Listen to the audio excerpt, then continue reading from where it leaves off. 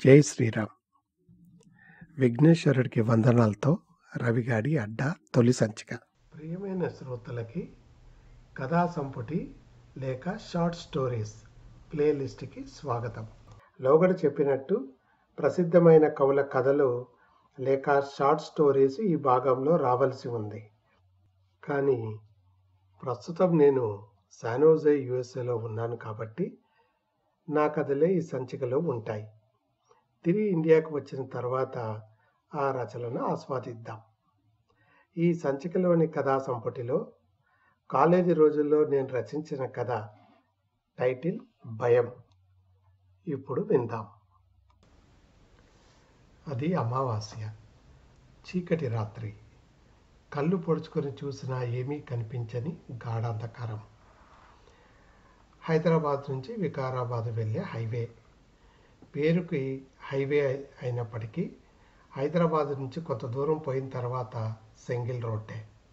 మిగతా హైవే మాదిరి డెవలప్మెంట్కి నోచుకోలేదు. హైవేలో ఊర్లు కూడా తక్కువ. మధ్యలో కొన్ని ఊర్లు ఉండగా మిగతా అంతా ఫారెస్టే. ఆ హైవేపై చీకటిని చీలుస్తూ వేగంగా వెళ్తోంది తెల్లటి టాటా మహేంద్ర ఎస్యూవీ కార్. కారులో డ్రైవింగ్ చేస్తూ రమేష్. డ్రైవింగ్ చేస్తూ మనసు గత స్మృతులకు వెళ్ళింది. రమేష్ వయసు 30 సంవత్సరాలు. చామంచాయ. వృత్తి హైదరాబాద్లో సాఫ్ట్వేర్. వికారాబాద్ అతని స్వస్థలం. అక్కడే పుట్టి పెరిగి చివరకు అందరిలాగానే హైదరాబాద్లో ఇంజనీరింగ్ డిగ్రీ చేసుకొని అక్కడే స్థిరపడ్డాడు. తను ఒక్కడే సంతానం అతని అమ్మా నాన్నలకి. వారికి వికారాబాద్ పరిసరాల్లో కాస్త పొలము, సొంత ఇల్లు ఉన్నాయి. వారి పూర్వీకులు ఇచ్చిన ఆస్తిని పాడు చేయకుండా వ్యవసాయం చేస్తూ రమేష్ని హైదరాబాదులో ఉంచి ఇంజనీరింగ్ డిగ్రీ చదివించారు వాళ్ళ నాన్న. తల్లిదండ్రులు పెద్దవారయ్యారు. ఒక్కరే ఊర్లో ఎందుకు, పొలం కౌలుకిచ్చేసి ఇంటికి తాళం వేసి తనతోనే హైదరాబాద్లో ఉండమని ఎన్నిసార్లు చెప్పినా వినిపించుకోలేదు రమేష్ తల్లిదండ్రులు. పుట్టి పెరిగిన ఊరిని కాదని ఉన్న పని మానేసి హైదరాబాదుకు షిఫ్ట్ కావడానికి ససేమిరా అన్నారు. ఈ విధంగా కొంతకాలం గడిచింది. ఈ మధ్య నాన్న ఆరోగ్యం అంత బాగాలేదు. ఊర్లో డాక్టర్ చెకప్ చేసి బీపీ హైగా ఉందని, ఇలాగే ఉంటే హార్ట్ స్ట్రోక్ వచ్చే ప్రమాదం ఉందని హెచ్చరించాడు.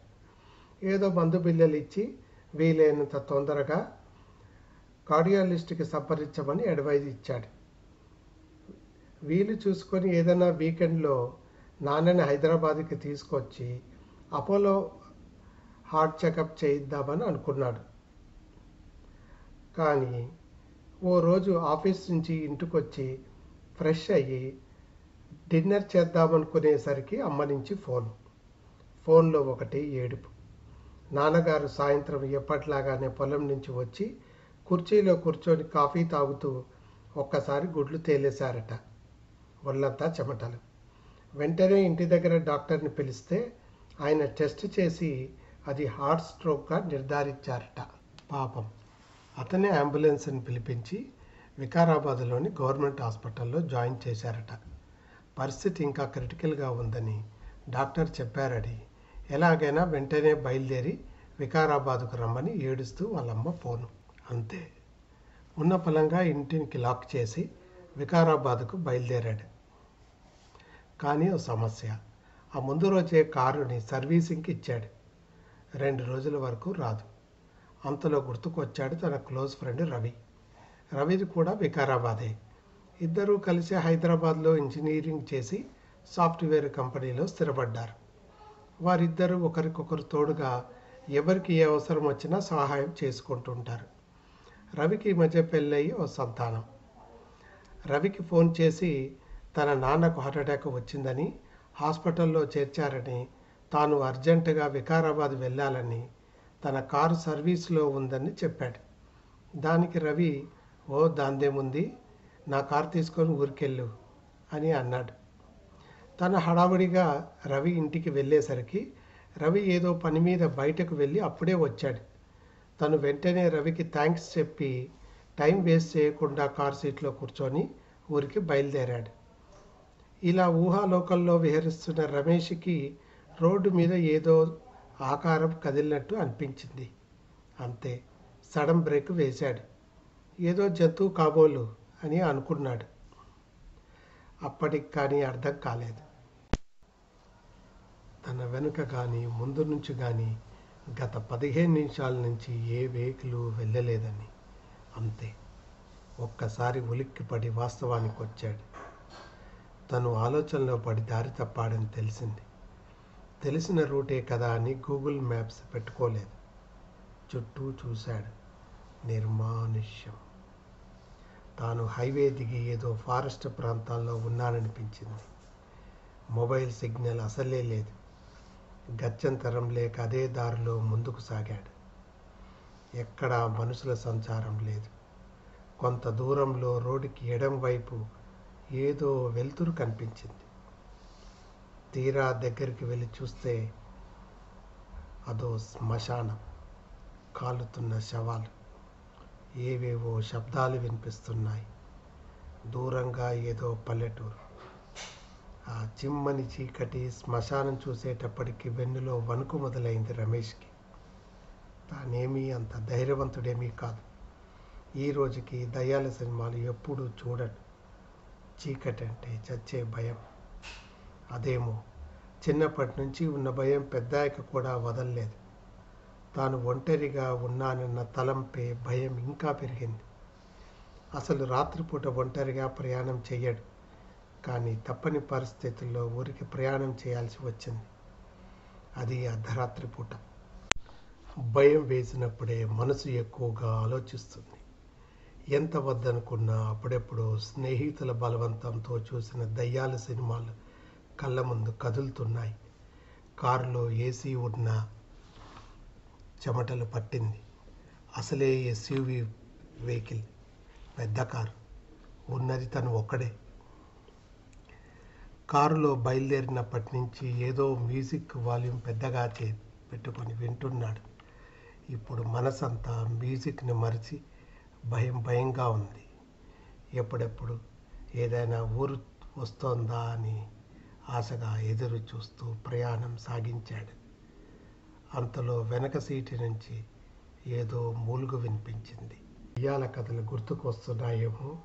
ఆ శబ్దంతో ఇంకా భయమేసింది. వెనకకి తిరిగి చూద్దామంటే ధైర్యం చాలలేదు.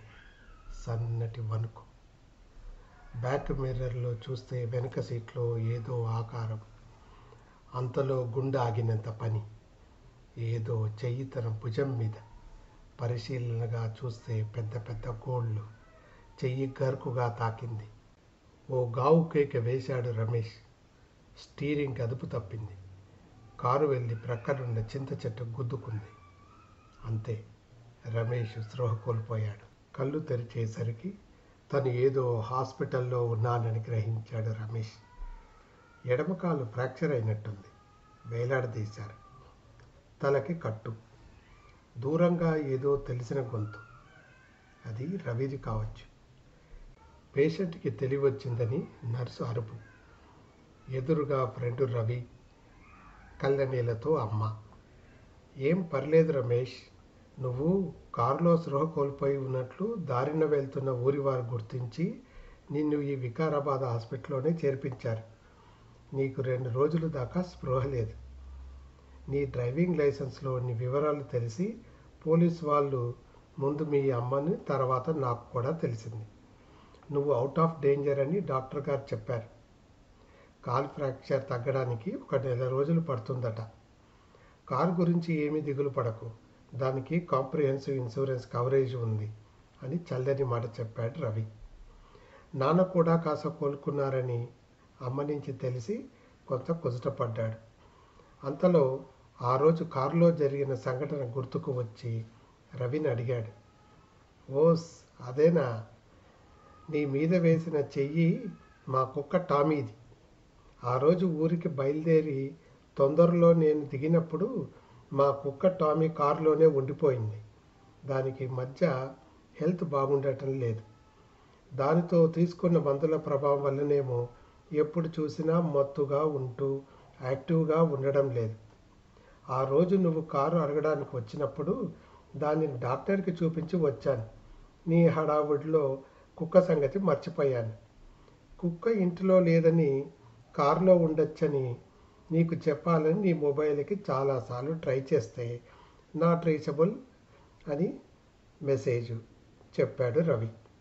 అప్పుడు అనుకున్నాను, భయం మనిషిని ఎంత దిగజారుస్తుందని, ఎదురుగా కనిపిస్తున్న నిజాల్ని కూడా చూడలేక చేస్తుందని, నా ఈ పిరికితనం ఎలా వదులుతుందా అని ఆలోచనలతో బెడ్ మీద ప్రశాంతంగా కళ్ళు మూసుకున్నాడు రమేష్. ఇదండి ఈ సంచిక విశేషాలు. ఈ ఎపిసోడ్ని ఆసక్తిగా విన్న శ్రోతలకు ధన్యవాదాలు. నా ఈ ప్రయత్నాన్ని ఆదరించి ఆశీర్వదిస్తున్న నా ప్రియమైన శ్రోతలకు కృతజ్ఞతలు తెలుపుకుంటూ, ఇలానే మీ అమూల్యమైన అభిమానాన్ని నాపై చూపాలని ఆశిస్తూ ఆకాంక్షిస్తూ, మళ్ళీ కొత్త సంగతులు విశేషాలతో వచ్చే సంచికతో కలుద్దాం. ఇట్లు మీ భవదీయుడు బెహరా వెంకట రవికుమార్, కేర్ ఆఫ్ రవిగాడి అడ్డా. ఈ ఎపిసోడ్ని ఆసక్తిగా వింటున్న మీకు ధన్యవాదాలు. ఇటువంటి అందమైన ఎపిసోడ్స్ని మళ్ళీ మళ్ళీ వినాలనుకుంటున్నారా? అయితే లైక్, షేర్ ఇంకా సబ్స్క్రైబ్ చేయడం మర్చిపోకండి. అలాగే ఆ కింద ఒక బెల్ ఐకాన్ కనిపిస్తోందా? అది కొడితే మా డాడీ కొత్త ఎపిసోడ్ అప్లోడ్ చేయగానే మీకు నోటిఫికేషన్ వచ్చేస్తుంది. Thank you for listening.